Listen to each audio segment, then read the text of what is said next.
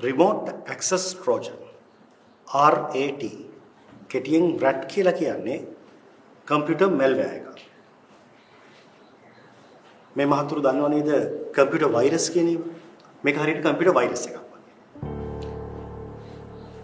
දැන් මේ malware එකේ විශේෂත්වය තමයි මේ වගේ හානිකර පරිගණක වැඩසටහනක් ඔයගොල්ලන්ගේ ලැප් එකට හරි ඩෙස්ක්ටොප් එකට හරි එහෙම නැත්නම් ෆෝන් එකට හරි ආවොත් මේ වැඩසටහන මෙහෙවන කෙනාට පුළුවන් දුරක ඉඳන් ඔයගොල්ලන්ගේ කම්පියුටර් එක පාලනය කරන්න. අන්න ඒ තේරුමෙන් තමයි RAT වල RA remote access කියන එක ඇවිල්ලා තියෙන්නේ. එතකොට ට්‍රෝජන් කියලා කියන්නේ? ට්‍රෝජන් අශ්වය කතාව අහලා තියෙනවනේ.